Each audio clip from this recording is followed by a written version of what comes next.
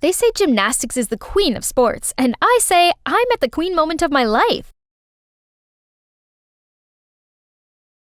I made the perfect landing and earned the gold medal. As I strutted back to my spot, this man rushed over to me. "Your skills are impressive. I'm Nick, the Nationals coach, and I want you on my team." My ears began ringing, and my head felt like it was spinning, and I thought I was going to puke. The nausea wouldn't go away, while my super excited teammates kept pestering me. "Say yes, Kylie!" This chance is one in a lifetime. I can't take it anymore, so I opened the door. No, I don't want to have a man as a coach. I hate you. I hate men. Hi, I'm Kylie, and there's a valid reason why I dislike men so much. My mom passed away when I was little, and instead of spending time with me, Dad became a serial dater. He always made excuses. "People can't live without love. You'll understand when you're older." If this is what love did to people, then I didn't want it. I swore to never fall in love. Nuh-uh. I went to an all-girls boarding school, and as the years passed by, my hatred towards men grew. Just being around that man smell made me feel dizzy and nauseous. At home, Dad was waiting for me with his typical Hulk look. "Kylie, why did you refuse to join the national team? Why turn down your dream?" My dream or yours? As if you care. You were never there for me. "That's your future, Kylie." I'll be fine. No way universities would turn down my talent. "But what if you couldn't graduate?" Dad, my grades might be bad, but I'm not that dumb. "No, my business isn't doing so well. I can't afford your tuition fees anymore. You'll have to move back home." What? If I don't graduate, then I can't go to uni. If I can't go to uni, then I can't find a job. And if— "There's still this scholarship offer from another school for you to consider, though." I immediately agreed to it. I couldn't sit here watching Dad flush away my dreams with his incompetence. Yeah, a new environment might be a bit challenging, but I'm a tough girl. I can do this. Only the next day, Dad dropped me off at a fortress-like building that was, apparently, my new school. And to add more to the problem, standing there to greet me was a boy. Ugh! Now I officially had bad vibes about this place. I reluctantly followed him to the vice principal's office, and I had to sit there with my mouth covered. He pushed a form towards me. "You don't look so well. Just let's get this done quickly. Please sign here." Then the vice principal reached out for a handshake. "Welcome to St. John's All-Boys High School." Sorry? All boys? "Yes, that's correct. You're the only girl here." I barged out of the room. The corridor was full of boys. They were everywhere. "Welcome home, Rosie." "We've been waiting, Rosie." I tried to dash past them, but it was so overwhelming that I tripped over my own feet and this boy stopped my fall. But my churning stomach had something to say. Blech! I threw up all over him. This boy shrieked out and let go of me. Everyone got down at me like I was some sort of exotic bird. With whatever dignity I had left, I pulled myself up and limped back into the vice principal's office. "I reject the scholarship." "You just signed the paperwork. You can't just leave." I was so mad and speechless. Dad must have set this whole thing up. It seemed I had no choice but to endure this hellish place. So, on the first day of school, I covered myself from head to toe like a ninja. But what are those banners? For me?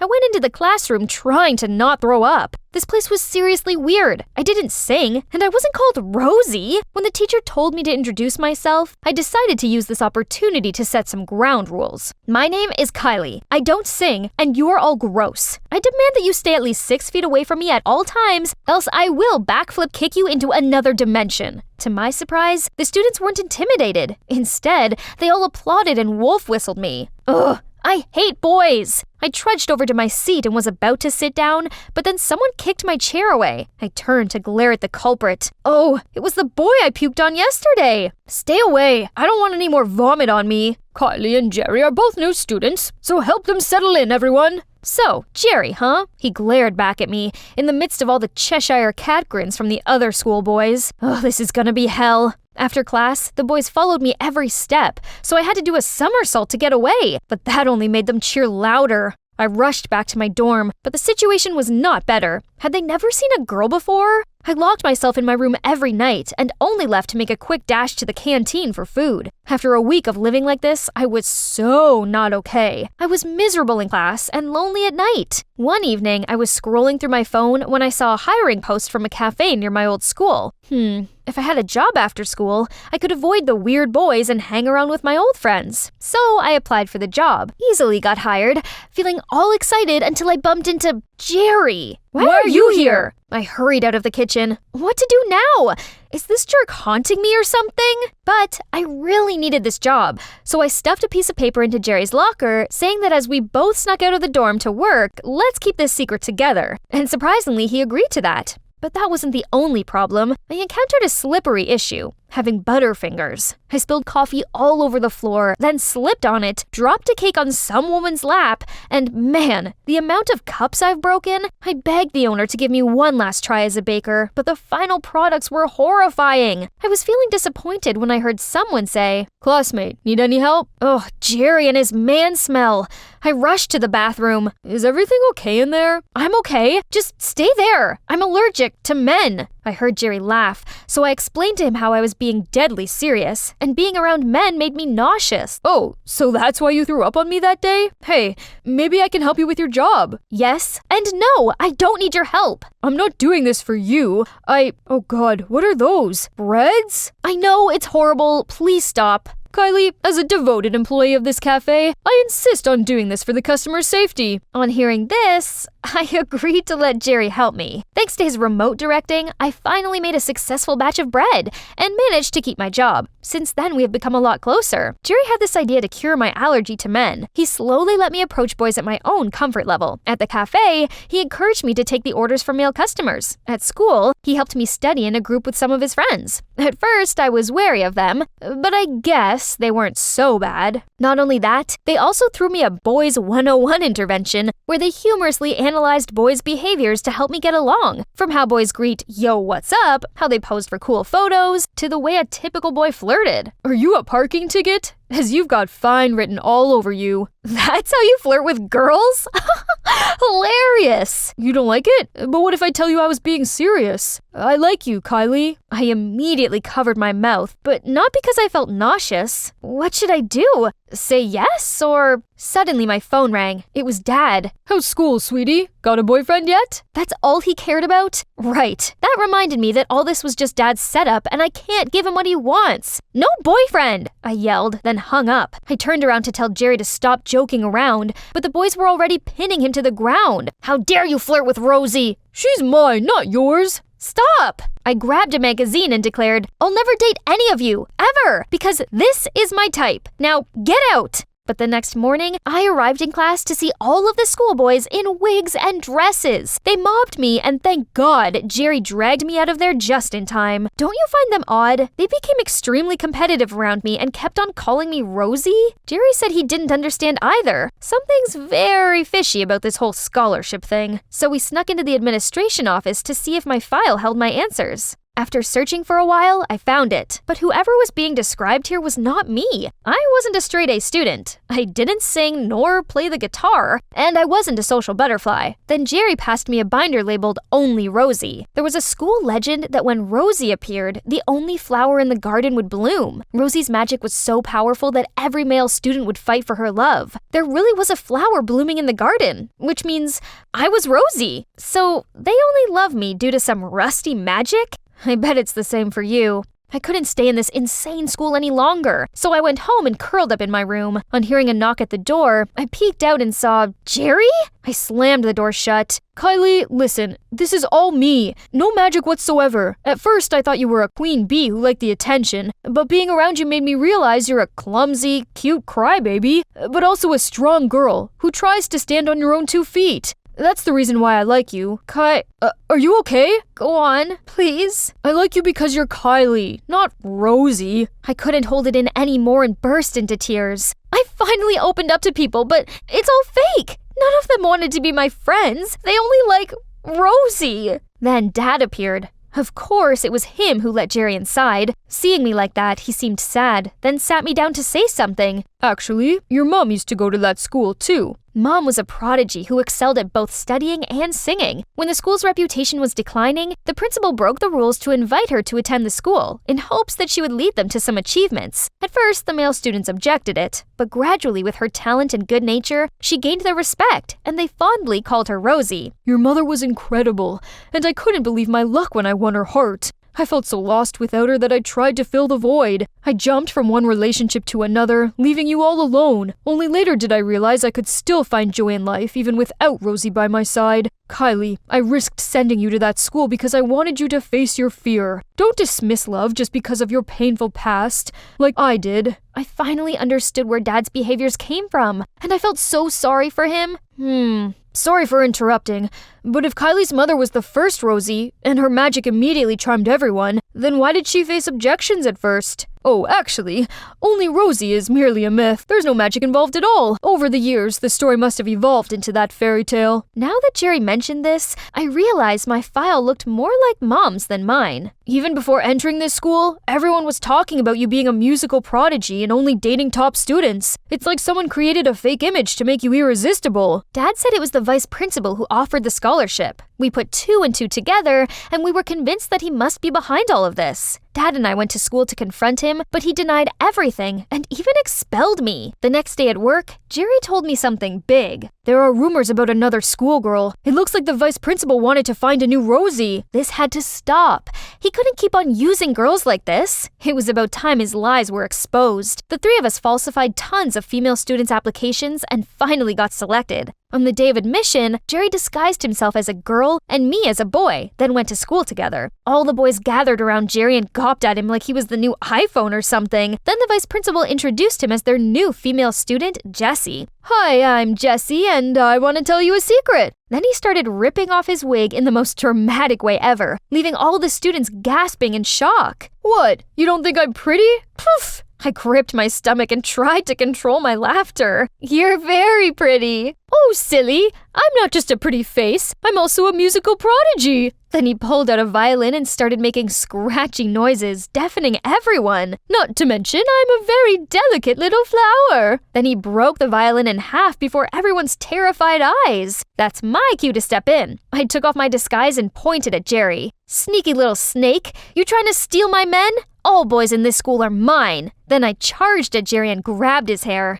Why are you here? I've expelled you. Everyone was astonished to hear that and questioned the vice president about it. Then I waved the flower I was holding around. Guys, there is no only Rosie. This is the flower that heralds Rosie, and it looks pretty fake to me. The boys became even more heated towards the vice president. Fine, I did it. So what? Only Rosie is not real, as long as it works. I only did this to revive the school anyway. This school deserves a principal who's as dedicated as me, not a has-been who never even shows up and could have retired by now. He was hopelessly yelling while a group of disgruntled students dragged him outside. The rest ran over to me and said they missed me. So even among all the lies, our friendships were still real. And better still, I didn't feel dizzy or sick at all now. Everyone was here to cheer me on. The boys, Dad, and of course, my soon-to-be boyfriend, Jerry. We're not dating yet, 'cause girl gotta play hard to get.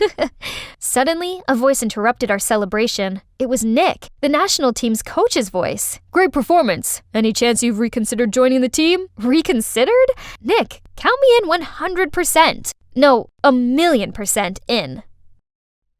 This was my first day at my new school. And so far, it was going pretty well.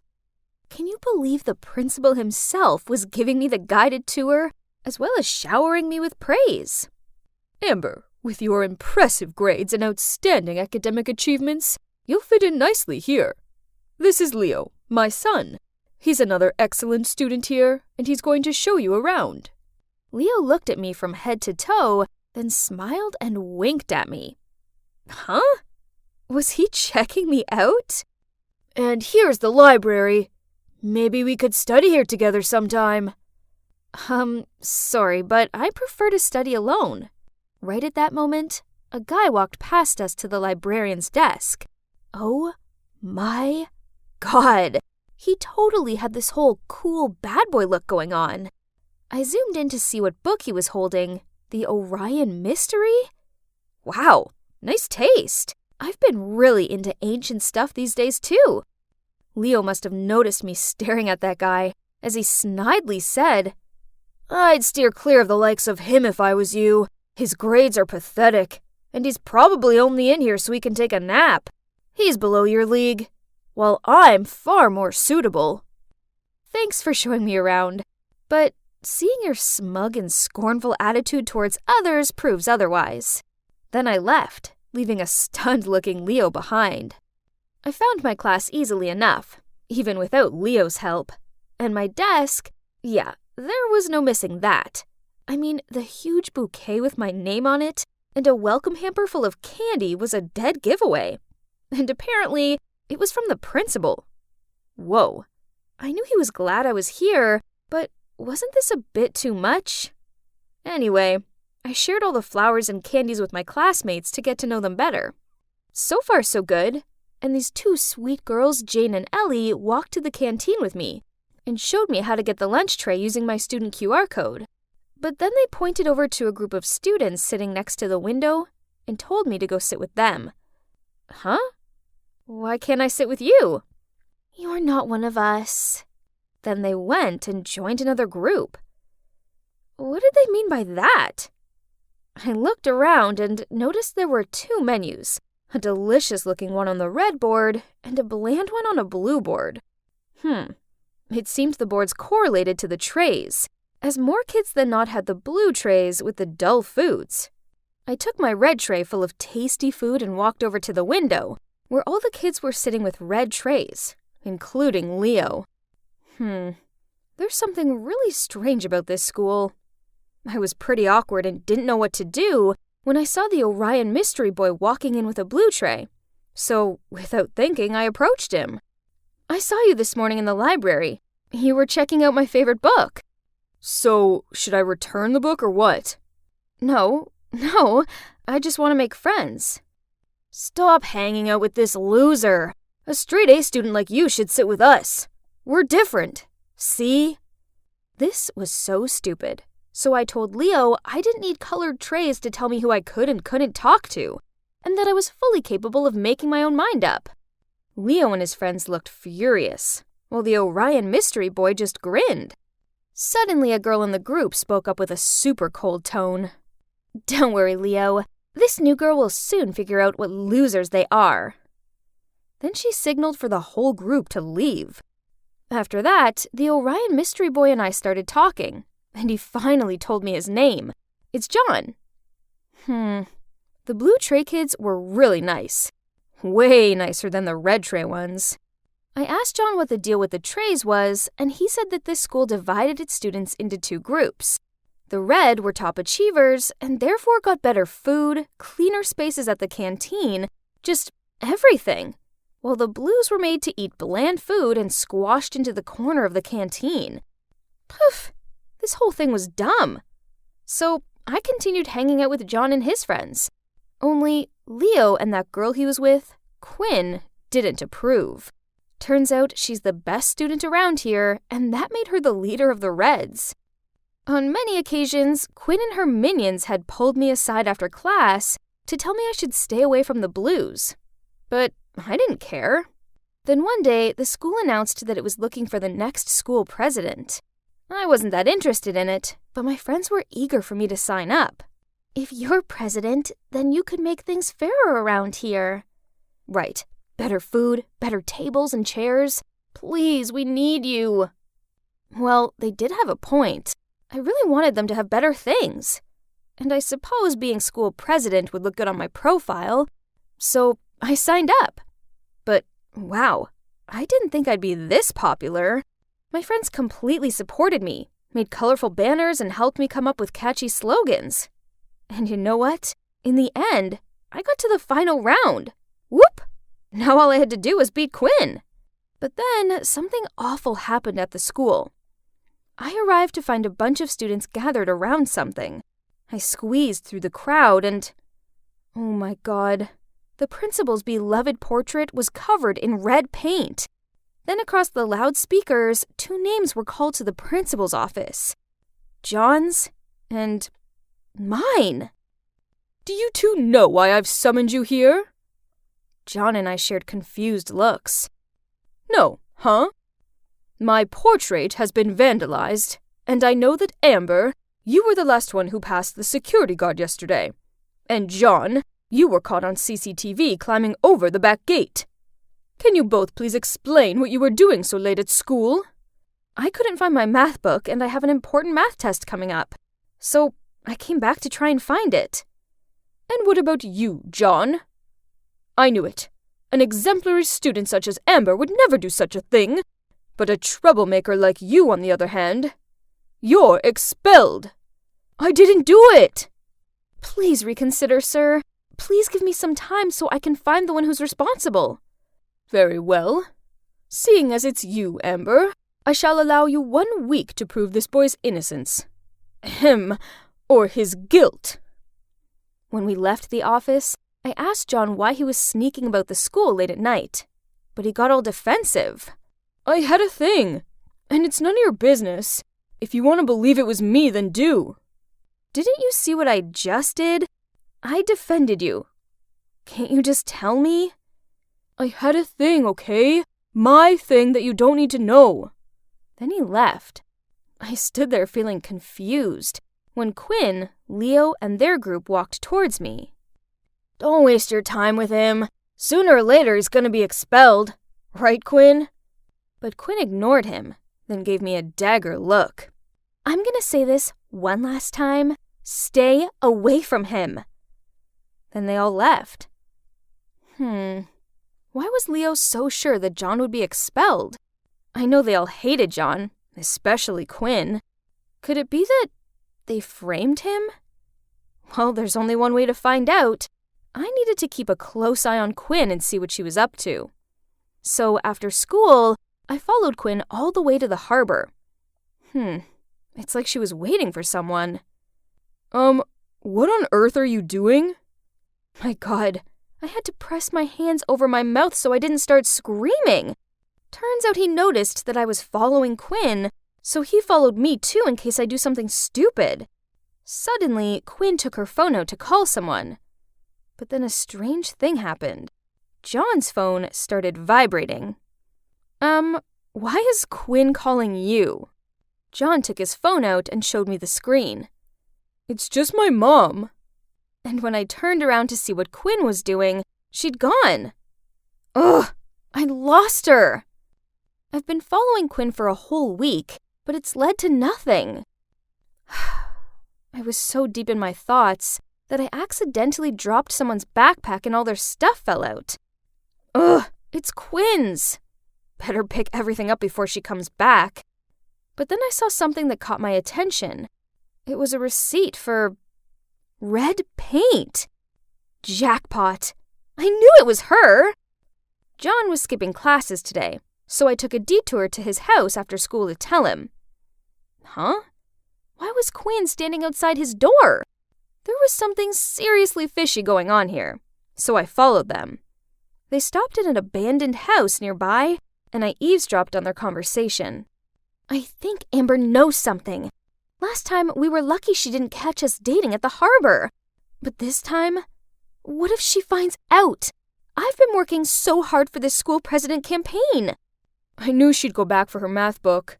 It would have been fine if the school didn't have that new camera at the back gate. Tomorrow I will confess to the principal that I did it. You didn't do it yourself anyway. Oh God, I couldn't believe it. Turns out Quinn was meeting John at the harbor, so when she called someone, it was actually him. But being an expert at this secret dating game, he had her number saved as Mom. They were hiding their relationship this whole time. And worse, they tried framing me so Quinn would win the election. Unbelievable! I couldn't stay quiet any longer, so I stepped out in front of them, told them I'd heard everything and that I was going to tell the principal. Then I ran off without letting them say a word. The next day, I was en route to the principal's office when I passed Quinn tearing down her election posters on the wall. Why are you doing that? It's okay. I know I don't deserve to be school president. I thought you wanted to be president more than anything in the world. Why else would you play dirty tricks on me? So, Quinn explained to me that she was running for school president to eliminate the discrimination here, so that she didn't have to hide her relationship with John any longer. Oh, wow. I didn't know. I didn't expect her to have such a meaningful motive behind all this. My plan was just to fight for better things for the Blues team. But man, Quinn had a vision to change this whole school. Impressive. And there's one more thing. Since you're the principal's favorite student, we were afraid that if you become school president, despite your best efforts, things here would only get worse. So there was no other way for us. We had to. I'm sorry. It seems like I misjudged Quinn, and I didn't want John to get expelled, so I said that I'd take the blame for the portrait incident. But it's all my fault. You don't need to do that. No worries. I'm sure to ace the math test and win a prize for the school, so there's no way he's gonna punish me. So at recess, I was heading to the principal's office, but before I could get there, I found myself being dragged into the janitor's closet. Oh, it was John. He was feeling guilty and didn't want me to take the fall. I was about to reply to him when I heard two familiar voices in the science room next to us. It was Quinn and Leo. Oh my God, we could hear them clearly through the ventilation hole. I can't believe it worked. Amber is such a fool. There's no way she'll be allowed to run for president and victory will be mine. So, are you really going to remove the division between the two groups just to freely date your stupid boyfriend in public? Are you fooled by that too? Of course I won't. No way. That was only to trick Amber and John. What I'm gonna do is make sure all troublemakers are gonna be kicked out of school. What? I got played? Again? Ugh! I turned to John and, oh man, he looked disappointed. Don't worry. I know a way to get back at them. On election day, Quinn gave her speech, and unsurprisingly, she went on about how the red group brings more to the school and therefore deserves their privileges. She really believes she could make a fool out of this Amber, huh? When I stepped out on the stage, her jaw dropped. Yeah, Quinn, I didn't confess to the principal. Giving speeches in front of a crowd wasn't something new to me, so I was super confident. I'm sure you're all aware of how this school operates. We're divided into two groups and get treated very differently. What I see here is discrimination and prejudice, when in reality, this should be a safe place for all students to strive and reach their full potential. So, I'm standing here today to tell you that if you choose me to be your next school president, I will break the barrier. Let's say goodbye to red and blue trays and hello to fairness and equality. After my speech ended, the crowd went wild. Wow! And surprisingly, some of the red group were cheering me too. You're probably wondering why I didn't expose Quinn in front of the whole school, right? As I see it, she'd had a massive reality check, so I think that was enough. I also spotted the principal quietly sneaking off with his head down, in the midst of cheers the whole school gave me. Could you guess who won? Yeah, me of course. John came on stage and handed me flowers in front of a furious-looking Quinn. I walked towards her and whispered, "Let's see how you're gonna get rid of the troublemakers now." She just sneered at me, then stormed off the stage. Later, we heard that Quinn confessed all to the principal. Then she transferred to another school. What about me? Well, after I became school president, I stuck to my promise and began making some serious changes to the unfairness of the school. And John, did we become a couple, you ask? Oh no, we're just close friends. Hi, Mia here. Not to brag, but since childhood, I've always been kinda a genius. I've already stacked up over 20 science-based awards, and by adding this one more trophy into my collection, I even got to skip a grade. Your achievements at such a young age are admirable. What's your plan next? Well, I've decided to drop out of school. Yep, that's my plan. With as impressive of a profile, I'm just one research paper away from being accepted onto the Space Up Astronomical Research Program. Why waste time on boring classes, right? But Mom and Dad didn't like the idea of me not graduating. So after a lot of compromises, I did get to move to Quebec with my grandparents for a year. But I still had to go to school there. And voila! Here I am in Canada, ready to conquer my dream. But why was there this angry crowd in front of my new home? They were screaming, cursing, vandalizing. My grandparents secretly signaled me inside the back way, then glumly told me how the crowd were parents of the children who got food poisoning after attending Riverside School summer camp. The problem was, the food was provided by my grandparents' farm, and now the school is threatening to file a lawsuit and doesn't seem to be open for negotiation. That can't be. There must be a solution for this. So gathering up my courage, I knocked on the principal's door. Do I know you? I don't think so, ma'am. I'm Mia Jones, granddaughter of Mr. Peterson, the rancher. Wait, Mia Jones from New York? Come in. The woman must have been Mrs. Robinson, the principal's wife, but does she know me? As soon as we sat down, she said, I will withdraw the charges for you. Oh, ma'am, really?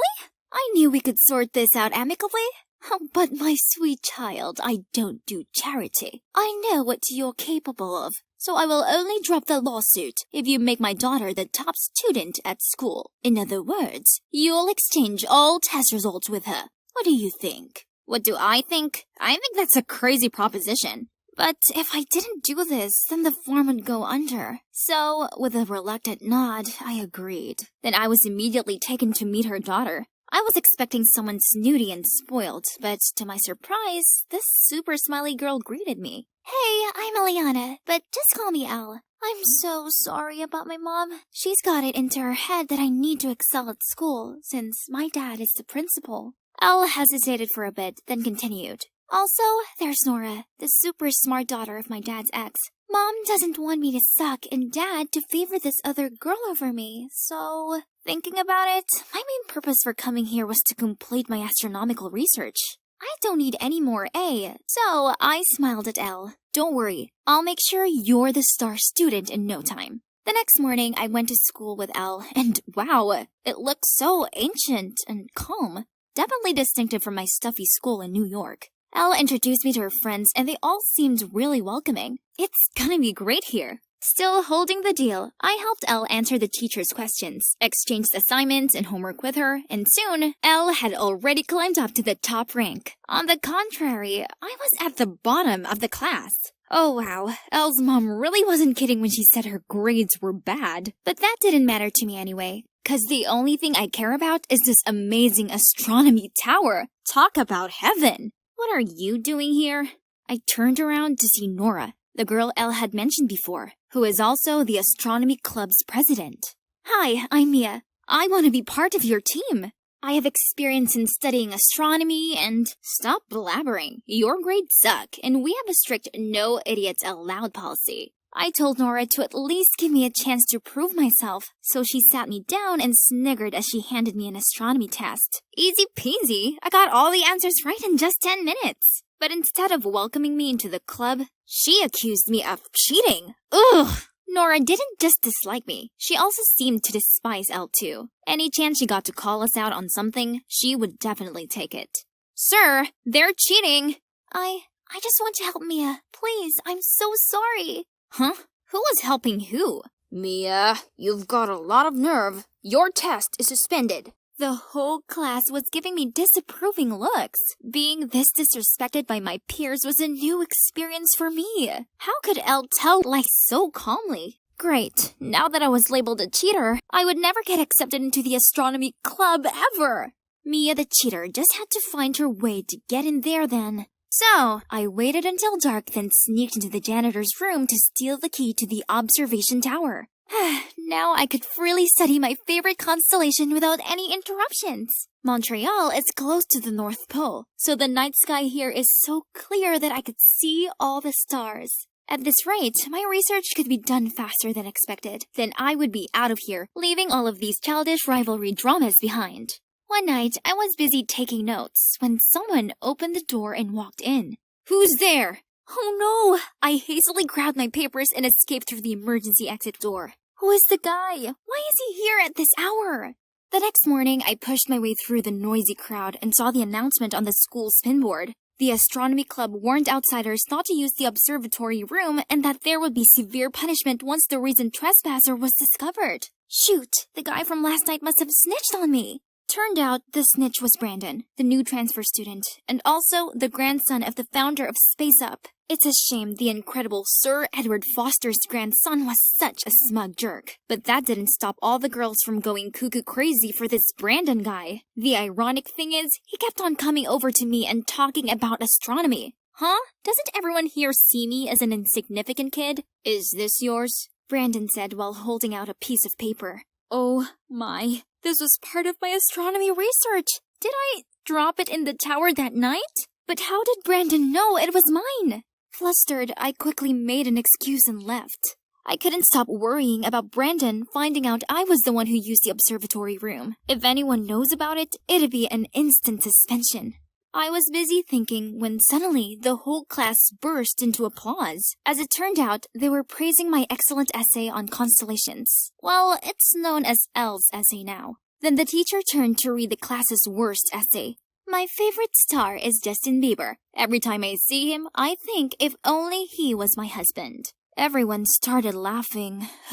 No prize for guessing whose name was on this one. Mia, I suggest you learn something from your friend Elle. I turned to look at Elle and saw her smug face. She even joined in with the others to make fun of me. Was she really that stupid to write that essay? Or did she intend to embarrass me? When I got home, Elle was already waiting on the porch to apologize to me. I helped you as promised. Shouldn't your mom keep her promise too? Get the lawsuit dismissed now. Then I'll help you finish your final exam successfully. Else, I'm not doing it.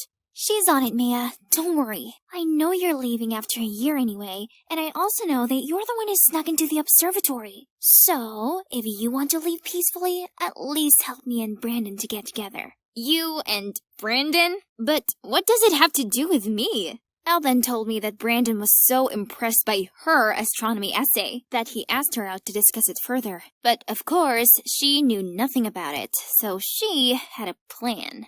I'll have my AirPod on, and you gotta stay on the line with me throughout the date so you could tell me the answers to his questions. If we become official, I'll buy you that telescope you bang on about so much. You know, that thingy-majiggy... Celestron telescope! Oh man, she really knew my weak spot. Alright then, we have a deal. That weekend, Elle and Brandon went for a walk in Jerry Park while I stayed at home eavesdropping on their conversation through the phone. I see you have a passion for the Astros. So why didn't you join the astronomy club? Just 'cause I'm busy with my studies, and I also have piano practice, you know.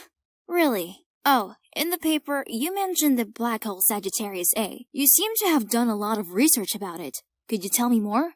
Although Elle seemed frantic having me put words in her mouth, everything went pretty smoothly. Only one thing. The more Brandon and I talked, the more I realized we had so much in common. Even if it was through Elle, I still felt a connection with him. I thought everything was going well between them, but no. One day, Elle came to me in a fit of anger and said Brandon had turned down her love confession.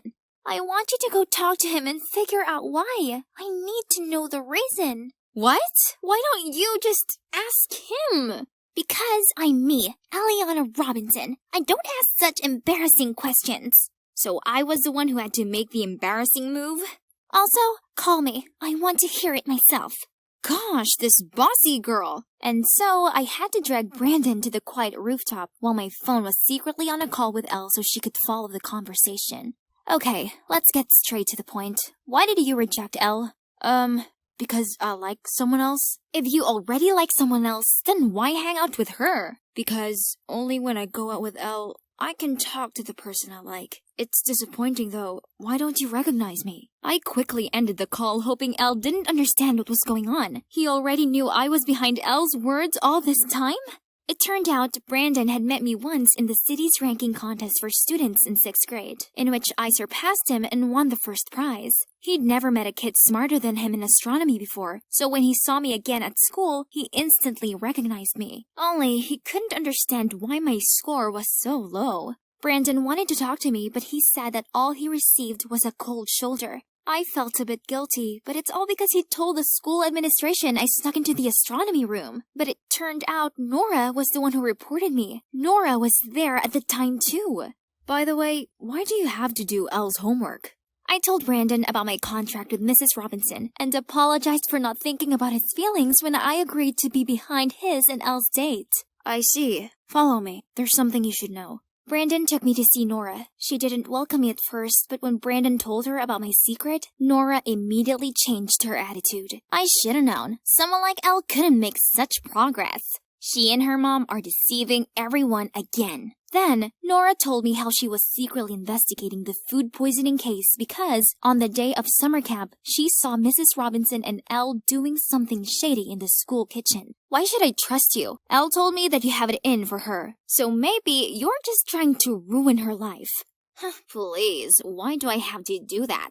Believe it or not, your precious best friend is trying to embarrass you in front of the whole school. What is this? In the lecture hall, Elle was sitting in front of a screen which said, Mia's grandpa poisoned us? We rushed to the lecture hall to find her there, telling people that my grandparents were the ones that catered spoiled food. And that I had no shame copying her works, cheating many times, and even stealing Brandon from her while they were dating. So she must have figured out that Brandon liked me, huh? Even so, why didn't she talk to me directly? How dare she make things up about me and my family? Before I could do anything, Brandon changed what was on the screen to a video of me winning the Young Minds Intelligence Contest. Everybody started buzzing when they recognized who I was. Someone even spoke loudly. I watched that show. Is that really Mia? Elle's face turned pale as people started doubting her. Then Nora snatched the mic from Elle's hand and said, So, now we've made it clear that Mia isn't dumb at all. Then what about the poisoning at the camp? Did anyone find it strange how only Elle and her mother showed no sign of poison symptoms that day? That's because they were the ones who poisoned the food and blamed it on Mia's grandparents. The screen continued to show a clip of Elle's mom looking shady as she spoke to some man. She did all that just to ruin Mia's grandparents' good reputation. Then she would hire this man to buy the farm on her behalf for a ridiculously low price. What did you say? Oh my god, the principal has been standing at the door and witnessed everything. Everyone, out! When there were only 4 of us left in the room, Elle furiously shouted, How dare you! You're just the outcome of your cheater mom, remember? Don't play dumb with me. You're well aware that my mom didn't cheat on Mr. Robinson, and that your mom is the one who lied to him to ruin his and my mom's wedding. And then what? Lying again that you're his daughter to force him to stay with her? You and your mom are awful people. Mr. Robinson stood in between them and stopped the argument. Oh, he didn't look too well either. Turns out he already knew Nora's mom was wrongfully framed and didn't cheat on him at all, and that's why he always tried to make it up to Nora. But learning that Elle wasn't his daughter was one big bombshell. After knowing what his wife and daughter did, he decided to resign. He made amends with Nora's mom and they're giving it another go. After the truth came out, Elle and her mom left without a trace. I say, good riddance to bad news. My grandparents were cleared of the food poisoning allegations and now their business is booming again. With Brandon and Nora's help, I collected enough data and finished my assignment with flying colors. Now to quit high school and pursue my dreams. Just kidding. I'm just going on a short trip to Montmegantic National Park to see the Northern Lights with Brandon and Nora. I've decided to stay and finish high school here, so I can continue pursuing my passion for astronomy with my 2 soulmates by my side.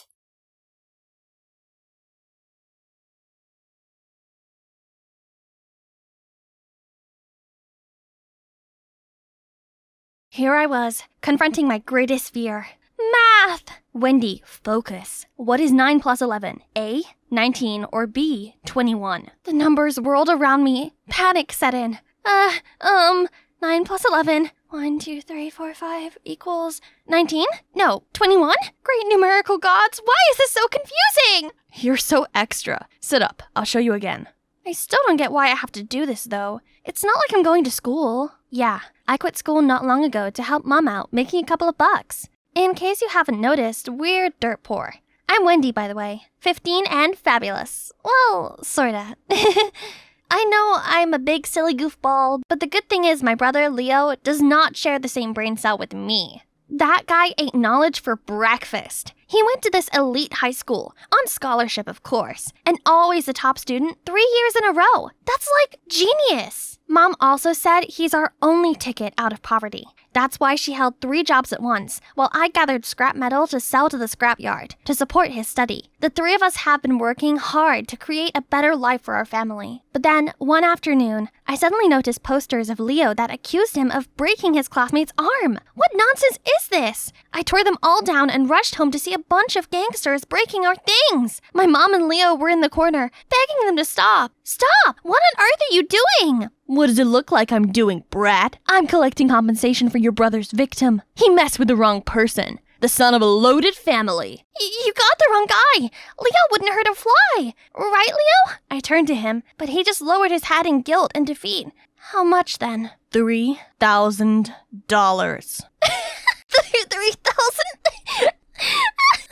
You kidding, right? Do I look like I'm kidding? Let her go! Just stop it! All of you! Then Mom rushed to the kitchen and brought back all of our saving jars. They're about $1,000. Just take them and leave us alone. I'll pay the rest later. The thug let me go and grabbed the jars. We'll be back next month for the rest. Mom fell to her knees. She looked so hopeless amongst the mishmash. Mom, Wendy, I'm so sorry. Please let me help. The school already suspended me for a whole month. I'll get a job. I'll pay for the debt. No, my boy. Use this free time to study. Once you come back to school, I want you to be the perfect student, so no one can ever look down on us again, okay? But what about the debt? Just leave it to me. I'll work some extra shifts here and there, and everything will be sorted. Now, go study. Thank you. Mom, I won't let you down again. Then he left the room. That's when Mom's smile wears off. I knew she only said that so Leo could have his peace of mind. The truth was, no amount of Mom's extra shifts could get us $2,000 by next month. I think if the math was right, it's time for me to save the day. I tried to get a job, but somehow they all lasted for only one shift. Like when I was waiting for this diner, all the food and drink just fell out of my tray. Or that time when I work at construction site and I got my foot stuck on the thing I just built. I came home feeling deflated. Just then, there was a knock at the door. It was Nathan, Leo's best friend. I could instantly feel my cheeks heating up. Hello, Irv to Wendy. Are you gonna let me in? Or are we gonna stand here, awkwardly? Sure. Come on in.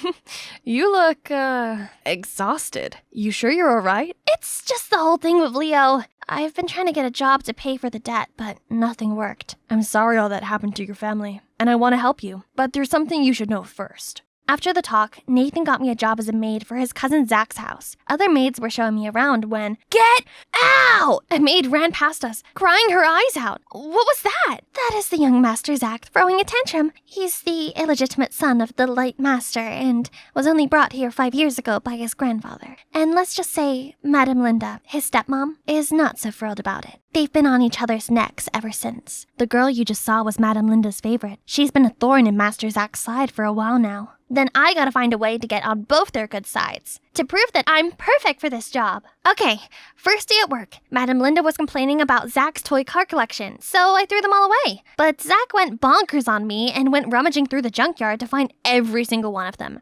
Sorry, Master Zach, it's just Madame Linda. Oopsies. He immediately stormed off to confront Madame Linda. I felt bad, so to make amends between them, I cooked his favorite soup and told him that Madame Linda made it for him as an apology. But as he took the first bite, his face turned green and dashed to the nearest toilet. Whoops.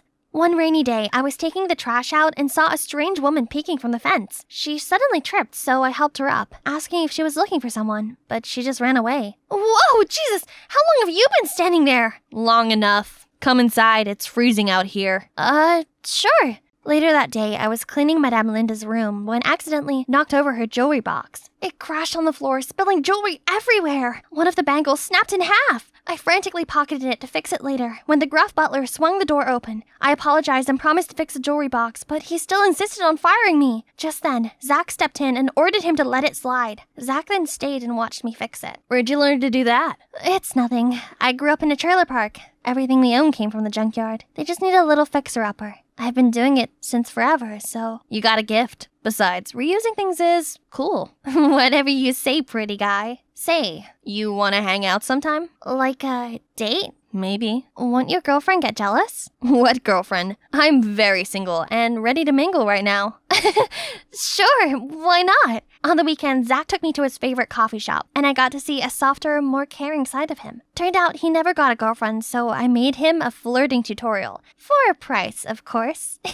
At first, I thought he was just practicing on me by giving me flowers and fancy chocolates. But then he continued to woo me with my own list. He set up a romantic picnic under the stars in the backyard, took me to the park, and we watched the enchanting sunset together.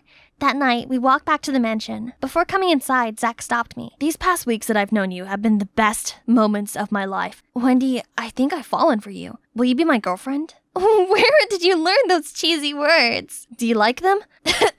Is it hot in here? Or is it just you? Stop!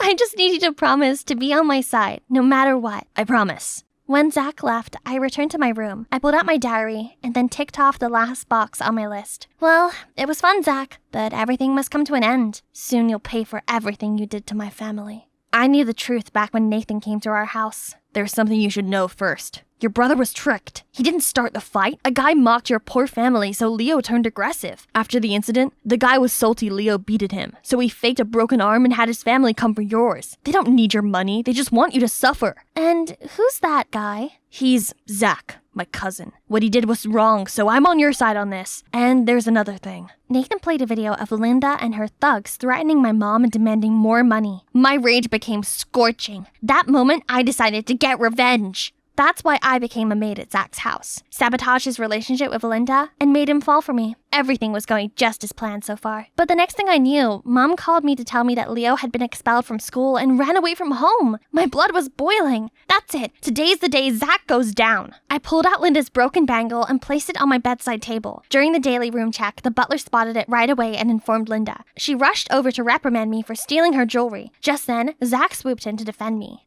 Zach, you have to trust me. I didn't steal it. I just wanted to fix it before turning it to Madame Linda. Don't worry, I believe you. You heard her. I know you despise me, but don't you dare drag my loved one into this. Oh, finally put it out in the open, huh? You and your low-life girlfriend. Birds of a feather. You're right, we're alike, and that means we're nothing like you evil witch. Ha! Let's see how you like it. Alone on the streets. Guards, throw them out now! The next second, Zach and I were dumped on the sidewalk along with our belongings. Watching him grappling his stuff, I couldn't help but chuckle. How does it feel to be discarded like an unwanted object? Enlightening, isn't it? What are you saying? You remember Leo, the person who broke your arm? Who you used to extort money from my family? I'm his sister. I think you got it wrong. Leo didn't break my arm. He only shoved me to the ground and said something like, don't talk nonsense about his family. I didn't care, but Linda kept telling me to skip school the next day. She must have used me to make a fuss. You mocked my family for being dirt poor. That's why Leo was so mad at you. That's not true. I used to be poor too.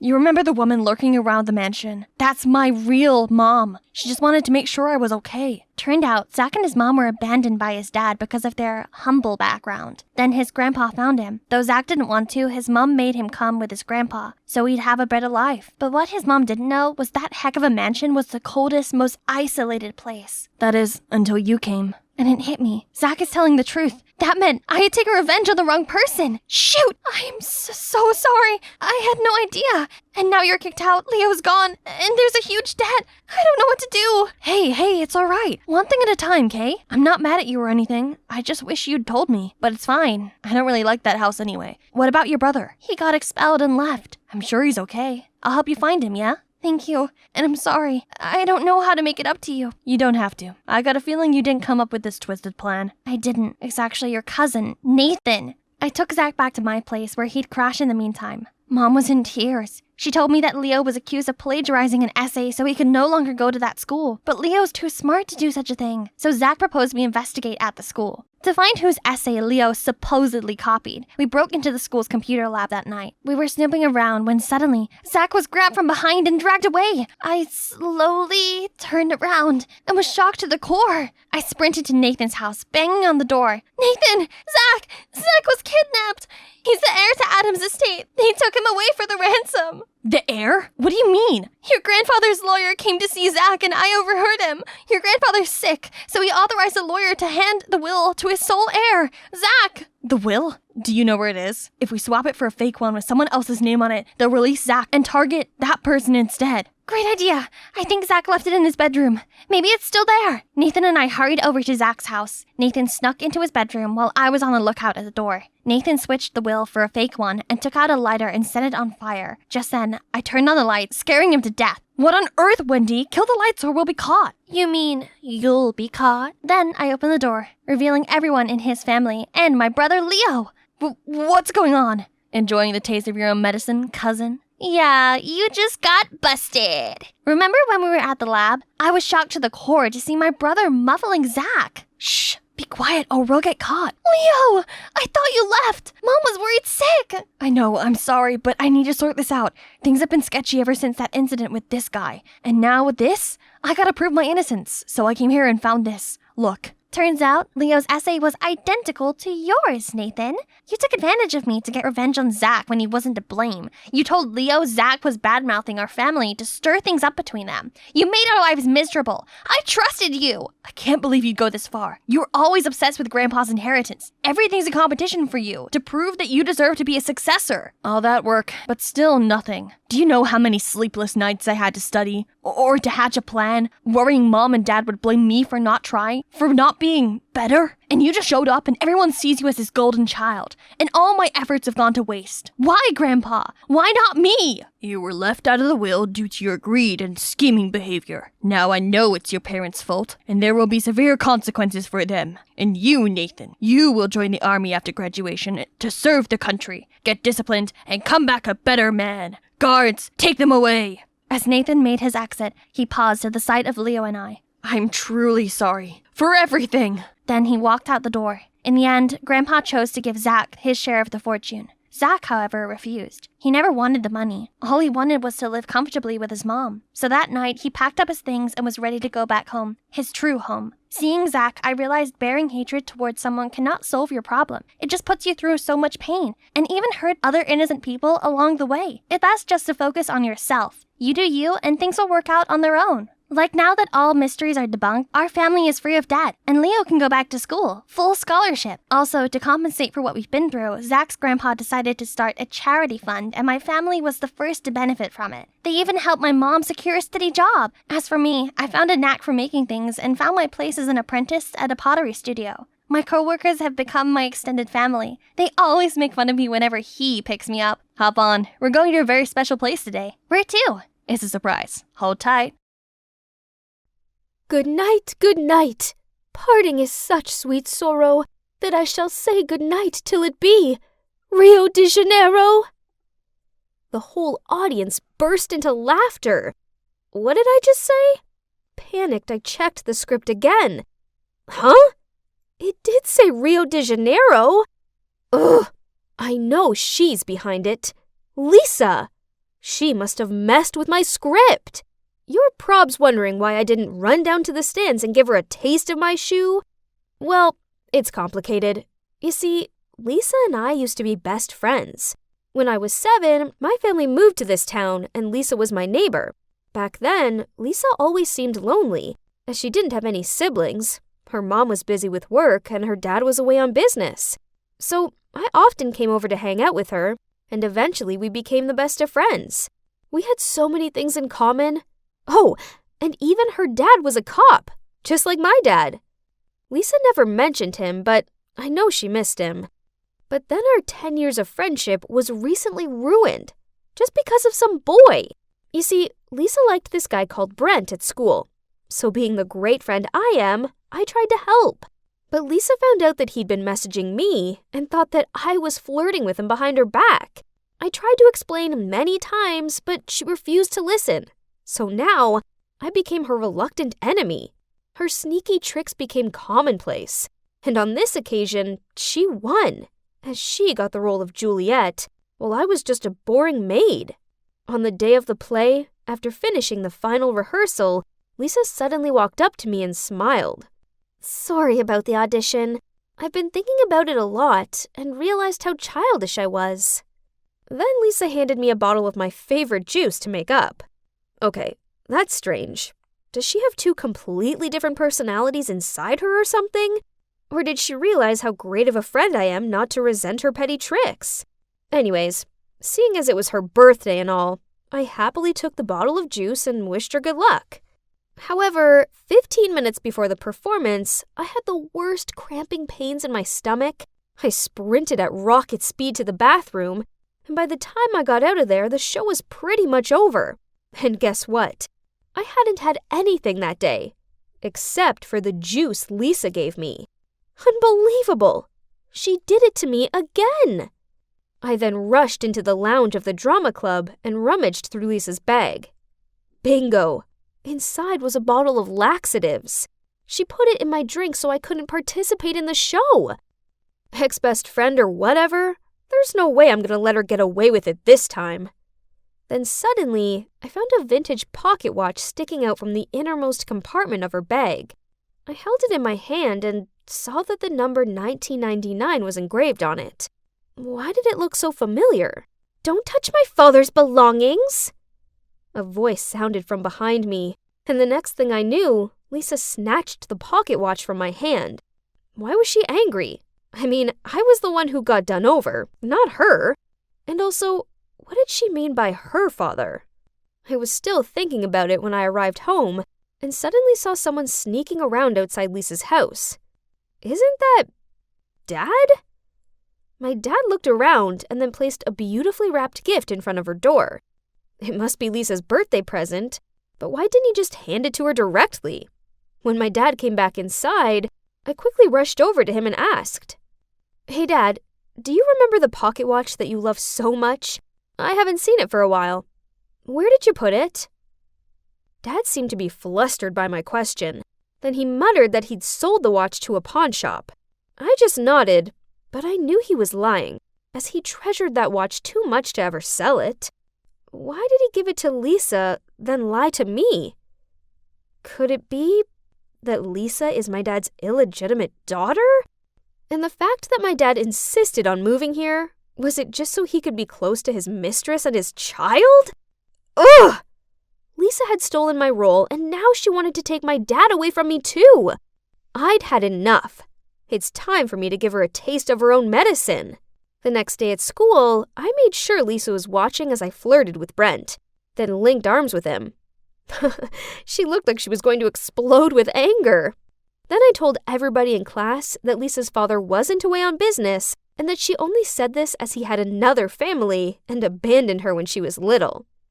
The rumors must have gotten back to Lisa, as the next thing I knew, she was confronting me as I walked out of the toilet cubicle. "How dare you say that stuff about my dad? You're a horrible liar!"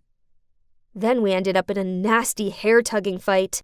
It was so bad, a teacher had to come in and pull us apart. Then the principal called our parents. Luckily for us, my dad and Lisa's mom decided not to make this a big deal because of our close neighborly relations. Yeah, as if. However, my dad still made me apologize to Lisa and her mom. Ugh. Dad, why do I have to apologize? It's not like she apologized to me for putting laxatives in my drink. You were wrong to spread those untrue rumors about her. But what were the laxatives about? I thought you two were friends. Since when did you guys become this resentful towards each other? I wasn't lying. They're the truth. Are you defending Lisa over me just because you feel guilty that she's your secret daughter? Kirsty, what did you say? I explained how I knew about the watch and therefore I'd figured out his secret. He was silent for a long time, then sighed and said, "Actually, Lisa's dad was a colleague of mine. He was a good man who worked hard at his job. We had this difficult case involving a notorious criminal gang and, unfortunately, her dad passed away while on duty. In his last moments, he gave me his pocket watch as a memento and asked me to look after his 4-year-old daughter, Lisa. Her mom and I couldn't break the heart of that little girl, so we said her father was away from home on business and would return when she'd be 18 years old. As for me, I would pretend to be her father to occasionally send gifts and letters to her. When you and Lisa were 7, I decided to move here in order to easily take care of her. And as you know, I gave her that pocket watch, her father's last memento." But why did you lie to her like that? Lisa was too young at that time to accept such an ugly truth. Her mom and I didn't have much choice either. I was expecting her to get used to it and stop waiting for her dad, but it's true that we didn't expect things to be like this. On her last birthday, I continued to play the role of her father and left a present at the door with an apology for not being able to come home due to a busy schedule. But we know we can't keep this from her anymore. It's heartbreaking to see her longing for her dad so persistently. So, it turned out that all my speculations were wrong. Not only that, but I also spread false rumors and hurt my friend. Oh God, what had I done?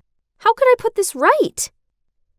That night, I sent Lisa a long text apologizing, but she didn't reply.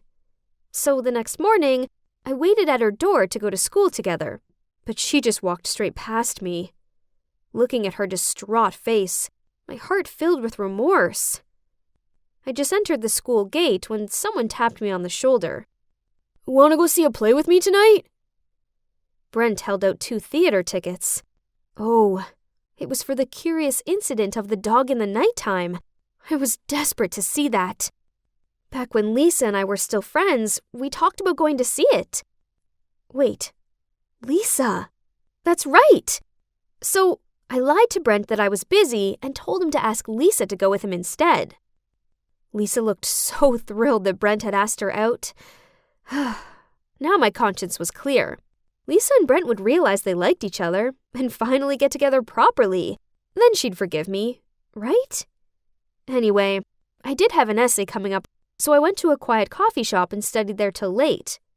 But when I got home, I walked through the door to smashed up ornaments and the sound of my parents arguing. "So you've been lying to me and Kirsty for all these years? How could you have a secret child the same age as your daughter? Aren't you ashamed of yourself?" What's going on? Did she know about Lisa? I quickly ran to stop her. "Mom, it's not what you think. I thought so too at first. But you have to listen to Dad." "Those lies may fool you, but they can't fool me. Lisa is his illegitimate daughter. That poor girl came here and told me." I tried reasoning with Mom, but she was too upset to listen. With a slam of the door, she left. Dad plopped down on the couch and gave a solemn sigh. I sat next to him, comforting him that maybe it was Lisa's misunderstanding. "Dad, we have to tell Lisa the truth. I'll approach her first to test the water, and then when she seems to be emotionally stable, you will come and talk to her, okay?" The next day, as soon as I arrived at school, I immediately went to look for Lisa. There she was, standing by her locker with her arms folded. I walked over to her, but before I could say anything, she shouted, "Stop acting as if you're that noble! I know Brent only invited me to the theater 'cause you told him to. Why do you wish to embarrass me so much?" Then Lisa burst into tears. "If my dad was still alive, he would protect me from mean girls like you." I gaped at Lisa. She already knew everything? But if so, why did she tell my mom the day before that my dad was also her dad? I stood there, refused to move until she told me the truth. Eventually, she blurted out that on her 18th birthday, she saw my dad leaving a gift in front of her house. Suspecting something was up, she mustered up the courage to ask her mom everything. It devastated her to learn that her long-awaited dad was just totally a made-up lie by my dad. She was full of rage towards my dad and me, so she lied to my mom so we'd know what it felt like to have a broken family. I was furious. How dare she do this to my family? But as she sobbed out an apology, my anger faded right away, and I only felt so sorry for her instead. What she had gone through was really unbearable. I hugged her tightly and the pair of us cried our eyes out. When we both calmed down, we decided to have a frank talk with our families. I told Lisa I didn't mind sharing my dad with her, as he loves her like his own daughter anyway. But in return, Lisa needed to apologize to my mom and explain everything to her so she'd come back home. So finally, my mom has returned, and our two families are at peace again. "I'm so sorry. I was out of my mind. I didn't mean to hurt you, Mom. Mrs. Lamont." Everyone burst out laughing. I also took the opportunity to give Lisa's mom a big hug and called her my mom, just like Lisa did. We were all chatting away happily when the doorbell rang. Lisa and I both went to open the door and saw Brent standing there holding a bouquet of flowers. He had this bewildered look on upon seeing us both here. But you know what? It doesn't matter which one of us he was looking for. There's no need for a boyfriend right now, 'cause I already have my best friend right here. Or should I say, my sister?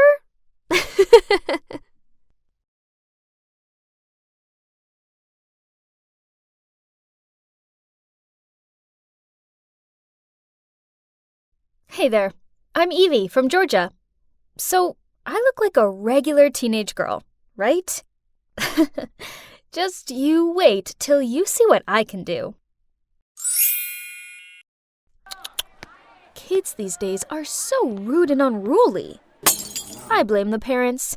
There's just no discipline anymore. See, they don't even respect their principal. But no big deal. I know just how to handle them. There we go. Just a few words and the class immediately went silent. What is this, Mrs. Gardner? That trip was all we've been looking forward to for months. Thanks to everyone's disruptive behavior.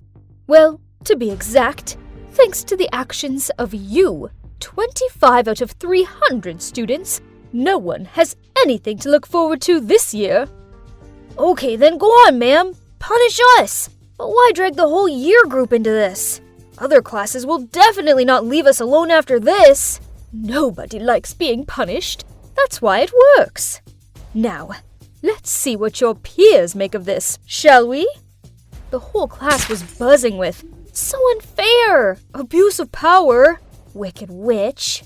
Oh my, these kids, always full of energy. Go back to your seats and write an apology letter to Miss Helen, along with a promise to never misbehave again, or else. All of them reluctantly sat down. And there we have it. Oh my God. Who are you? It's just that these unruly students need to learn a lesson for getting Mrs. Helen so exhausted that she ended up in the hospital. And so you just decided to mimic me? Well then, please inform your mum. We will have a talk about this. Here, tomorrow morning. I glumly walked home as slowly as possible. As soon as I walked through the door, Mum was glaring at me. Yup, my mom is Miss Helen, the kindest homeroom teacher ever. However, the kids in her class made her life a misery, which led Mum to get high blood pressure and end up in the hospital. I just wanted to help her, but instead, I just managed to make things worse. Hi, Mum. I'm sorry, but I don't regret what I did. Mum started lecturing me about how it was bad enough that Dad had left and her students were rebellious without me acting like a crazy person. Crazy person? She means the times when I copy the people I want to be? But that's my hobby. I inherited that passion from my father, a famous special effect makeup artist. The feeling whenever I successfully transform into someone else is awesome. And it also helps me feel connected to my dad, even though I haven't seen him in a long time. It all started when I was 13, and Dad helped me dress up as my fave idol for the school festival. Dad taught me how to analyze the character and practice the disguise. Bold eyeliner, smoky eyes, contouring, plus the bodycon outfits. I looked like a real CL from 2NE1. My friends loved my new look, so over the next few years, I masqueraded into many different people, including Lady Gaga, Avril Lavigne, Miley Cyrus, and Sia. The feeling that my makeup talent was that admired and anticipated was just really addictive. Hey, is it Billie Eilish this time? Why not Taylor Swift? I love her so much. I've always done whatever I want, and always been exactly who I am. Wow, you got that spot on. Are you a shapeshifter or something? Needless to say, once I imitated someone, I made sure I got their gestures and mannerisms just right. My talent didn't stop at awesome makeup. I was trying to collect things from my locker when a stampede of students raced past me and almost knocked me off my feet. Huh? Who was that strange and rather handsome guy they were chasing? Look at him swaggering. Does he think he's Donald Trump or something? That's Xander. He just transferred here. Keep your voice down, by the way. You don't want to annoy his fan base. Poof! I'm not afraid of those way too girly girls who go crazy for boys. Huh, no one scares you, do they, Evie? Now let's go have some granola. Leo may like boring granola, but no thanks. I'm having a hamburger and fried chicken. Billie Eilish is not the type to turn down delicious food for health freak nonsense. Oh, there's that obnoxious Xander again. But this time, he's all over Kayla, the snooty hot girl from my class. A boy approached me asking to take a selfie with me, then suddenly I heard a scream. "What do you think you're doing?" I turned to see what was going on, and saw Kayla going ballistic at some poor girl who'd accidentally tripped over and fallen into Xander's lap. "What on earth do you think you're doing? Take a look at yourself before trying to attract my man. Ugly doofus." How snobby. Did she think her beauty was that splendid to help her keep her man? But not with that empty head, girl. After a few days of research, I showed up at school looking just like Kayla. I'd perfected everything, from her blonde hair, makeup, clothes, walk, and voice. Honestly, this time I was quite nervous. Dressing up as someone I actually knew was always extra scary, especially when her friends were walking over. "Wow, that dress is so chic. You really are the fashionista of our school, Kay. Come on, Xander's waiting for us on the sports field." "Please, do you think I really want you around? I'm just taking advantage of you. And you keep following me around like a pet. It's so tragic." "Are you crazy? I know you like Xander too. I see the gooey looks you give him. When I'm done with him, I'll consider giving him to you." I walked away, leaving the girls freaking out. But I didn't say anything different from what Kayla thought, though, right? If only she would be so frank with her friends. Now let's get to the main target. Thinking about him gave me goosebumps. "I'm busy, bae. Go hang with your friends for now." He was playing Call of Duty on his phone. I was here to break up with him, but hang on a minute. This guy had skill. I want to have a go. "Since when did you know how to play this game?" He looked kind of touched that I was showing an interest. Okay, I'll wait until after this, and then we will split up. I looked for Leo, but he didn't even recognize me. Poor him. He'd been searching for Billie Eilish since morning. While Leo was complaining, he helped me quickly remove my makeup, so I could go back to looking like me before anyone guessed what I'd just done. From that day onwards, Kayla's friends cut her off, so she could only cling to Xander. And from my point of view, he seemed to be tired of this clingy girl. Now even her look made him sick, huh? The time has come. I put makeup on as Kayla again and found him. "I want this bag. Don't try to trick me with a fake one." "Okay, as you wish." "I want you to give up COD. That way you can only stay by my side." "Okay, I'll follow you all day." "I want to throw a party and invite the whole school. Your task is to get everyone to gather around me like they used to. If you can't do that, we'll break up." "Deal. But I see everyone likes you. Right, Evie?" Holy mother! Did he recognize me already? But since when? "I have to acknowledge your talent. If only you hadn't shown me your charm, you wouldn't have been exposed. Well, Kayla looks like a picture, but a dull one compared to you. You have such a good eye. However, you're no different from her. Miss Helen is your mom, right? Don't be surprised. I'm a better observer than you think. Just like you. I know that Kayla was the instigator of the disturbance in the class that sent your mom to the hospital. I already apologized to your mom for Kayla's behavior. And if you want to know why I did that, it's because I have a big crush on you." Oh my god. I didn't expect things to turn out this way. But, okay. Taking it as a slap in the face for Kayla on behalf of my mom, I still agreed to date him.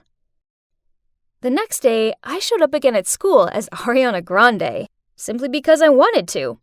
But this time, I also played another role, Xander's girlfriend.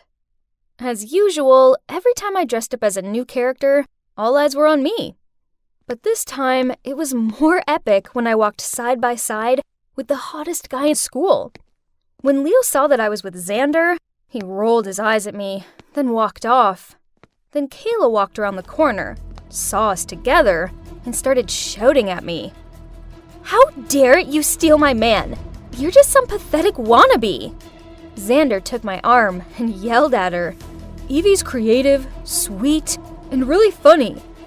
I want to be with her. I like her. Kayla's face dropped.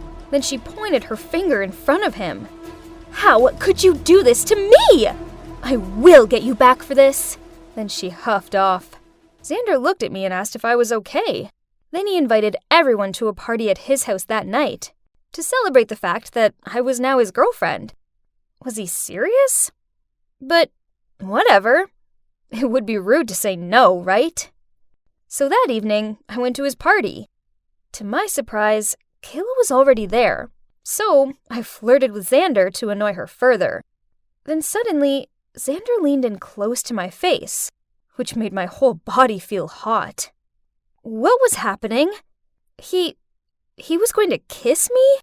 But then he whispered in my ear, You haven't told me how you feel about me yet. You were looking forward to this answer, weren't you? But before I could reply, Leo appeared out of nowhere, grabbed my hand, and dragged me out of there. Ugh! What on earth are you doing? I'm the one who should be asking you that question. What on earth were you going to say? That I have feelings for you too? This whole thing is a setup between Xander and Kayla to humiliate you. Lucky for you, I arrived just in time to overhear Kayla talking to her friends about this dirty plan. Are you done talking? Do you really think I'd fall into their trap that easily? I already know their dirty tricks, and I was about to tell everyone what jerks they are. But then you showed up and ruined my plan. I don't care how clever and perfect your plan is. How long are you going to continue this tiring game of dispute? They think just because they're both hot that they can treat everyone else like they're puppets. Well, I've had enough. Evie, you're better than this. I don't like this revenge-seeking version of you. Can you please just stop it and go back to normal? Leo walked away in a huff and left me out here alone in the street. I stormed home and took off my makeup.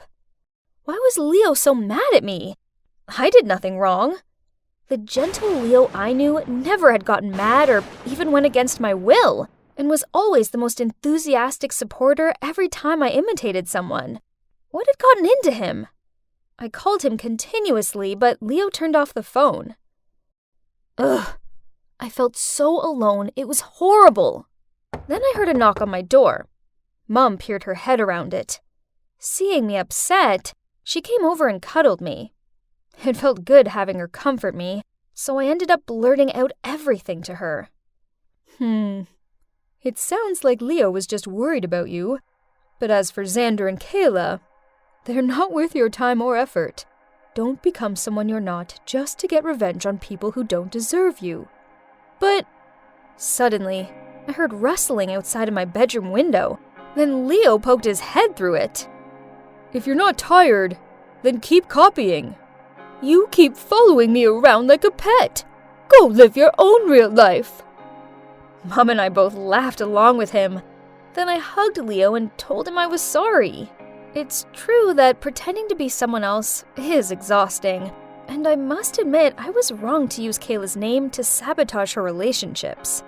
Tomorrow, I'll find her and apologize, even though I don't want to, but I have to find a way to end this peacefully. Then, I can focus on just being me for a while, without any of the drama. Admit it. Come on. You took my necklace, didn't you? Mindy looked at us and shook her head. She was sweating. Well, there are only 3 of us in this house, and if Andy didn't take it, then obviously it was you. Seriously, Cass, you got to believe me, I didn't take it. But clearly she was lying, because when I rummaged through her bag, Cass's necklace was right there. Cass told her to get out of her house, and Mindy burst into tears. Poor Mindy. I really wanted to stop Cass, but she seriously hates people touching her stuff, so I just kept quiet. You see, Cass and I are pretty much joint at the hip. We've always lived in the same neighborhood, so we grew up together and shared everything. Well, almost everything. Except one little secret that would probably ruin our friendship forever if she found out about it. Auntie, what are you doing? I started to stammer. This is so cute. Honestly, I'm so upset about Mindy. I can't believe she'd do something like that. I smiled, not knowing what to say. I mean, it was me who'd exposed her, Suddenly, I felt so guilty. Right at that moment, we got to the checkout. Cass took everything out of the cart to give to the cashier. "Hang on," she exclaimed. "What is this? This item has the barcode ripped off." The cashier made a fuss for a while and even called the manager. Cass and I stood there for ages, trying to figure out what was going on. Cass even started crying, thinking she'd be accused of shoplifting. After about 30 minutes, the store manager came and told us we could leave. They kept the items that had no barcodes and sent us on our way. Phew, that was close. What? What do you mean? Oh, nothing.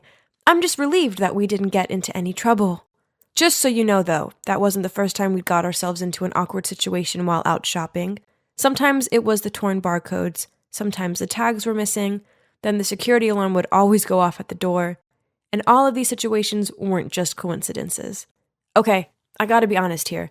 The thing is, I have a habit of pilfering. Not because I can't afford stuff. I mean, my dad's the owner of a bank, so money isn't the issue. My dad basically buys me the latest phone every month. And you should see my wardrobe. I have all the designer bags. I steal because it gives me the kind of thrill that my boring daily life just can't give me. My dad just hands me money every day and never stops to think that maybe I'd like a hug or a "how are you?" ever since my mom left when I was just a baby. He's been using money as a way to keep the peace. So one day when I was in elementary school, I stole a hairpin from the girl who sat next to me. It felt so good, like my own little secret. I loved the drama that came with it, and the fact that no one ever suspected me because I was such a rich little girl. After the hairpin, I got addicted to stealing little things and couldn't stop. It felt like the only thing I could control in my life, and so I kept on doing it. And here I am now, still getting a buzz from it every single time. And yep, you've guessed it. The one who took the necklace at Cass's sleepover was none other than me, of course. But at that time, because I was so scared, I slipped the necklace into Mindy's bag and pretended to find it there. I was deep in thought when suddenly Alex's scream startled me. "Guys, I've lost my unicorn pen. You know, the pen that glows?" The whole class was suddenly in uproar. Some friends were trying to look for it. Meanwhile, Alex was walking straight towards me. "Andrea must have taken it. This morning when I took out the pen, me and her were the only ones in here." I looked up at Alex, my heart pounding in my chest. This is it. I'm so done this time. Then I suddenly looked over at Scott Parker, the cute boy who just transferred to our class. Oh no, I couldn't give him a bad impression of me. I had to quickly think of a way out of this. "You waited until I went to the bathroom to take it, didn't you?" "Alex, I'd never do such a thing. Besides, I have loads of nice pens. In fact, you can have one if you'd like."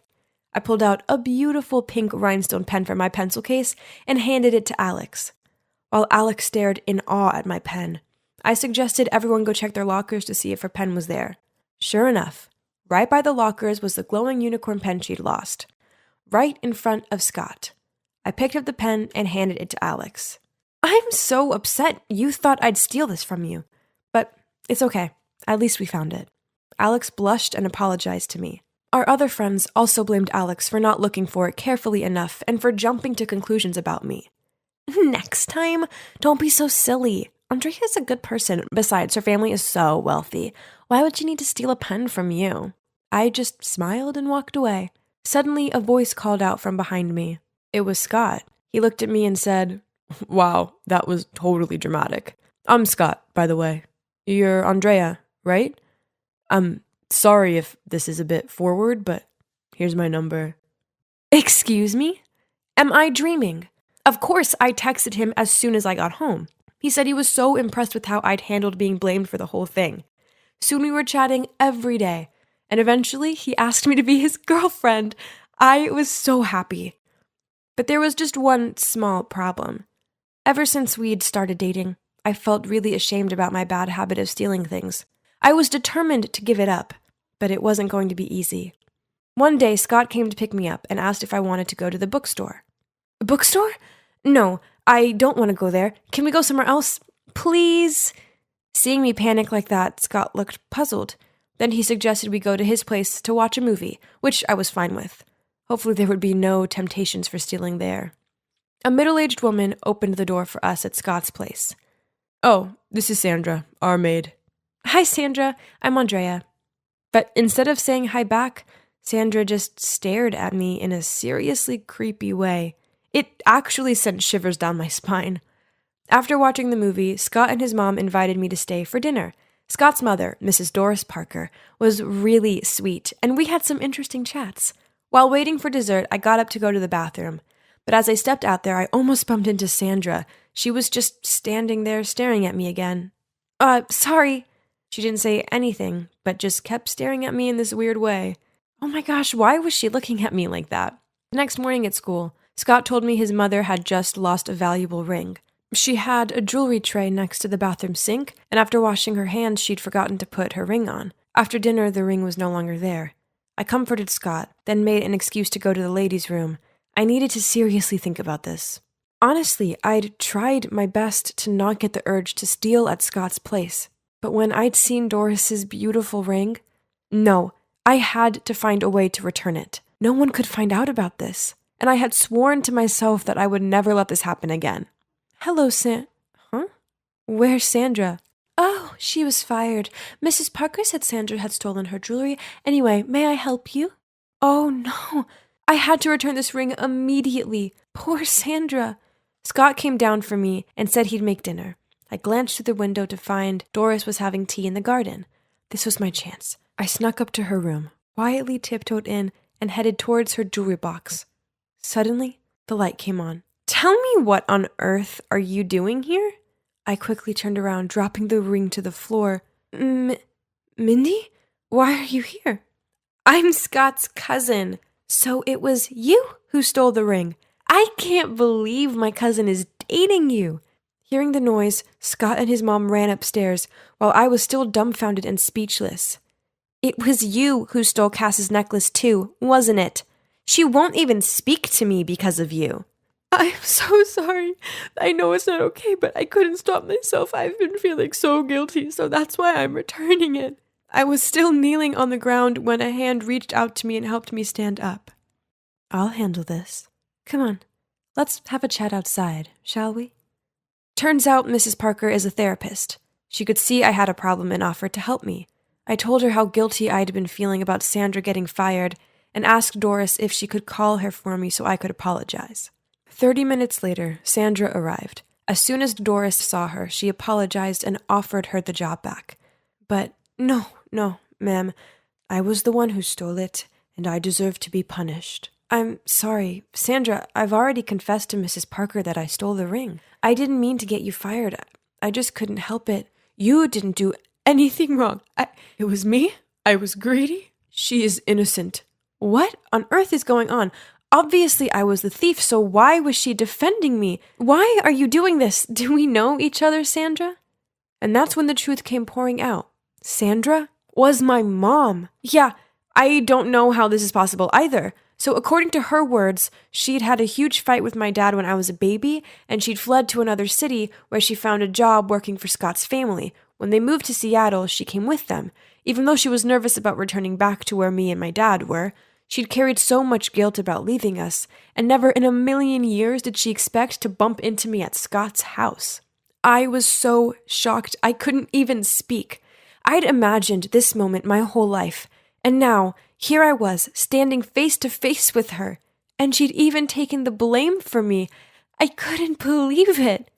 Mom, I'm so sorry that I stole the ring. I can't believe you're really here. Sweetie, you don't need to apologize. I'm the one who will be apologizing for the rest of my life. Abandoning my daughter like that. What kind of mom am I? How will you ever forgive me? We stood there, hugging for what felt like forever, and I knew in that moment that I'd never steal again. Doris diagnosed me as having kleptomania due to a lack of love from my mom. But now that my mom was back, I had no reason to seek out those thrills from stealing. I had everything I needed right here. There were a few moments where I almost stole again, but Doris told me to call my mom as soon as I felt the urge, and when my mom picked up the phone and I heard her voice, the urge faded, and I felt so much better. Scott and Cass and Mindy forgave me after Doris sat them all down and explained more about my addiction and where it stemmed from. Now, Scott and I are still together, and I see my mom every day at Scott's place. My dad hasn't forgiven my mom for leaving yet, but Baby steps. Finally, I feel like everything is complete, and my pilfering is a thing of the past.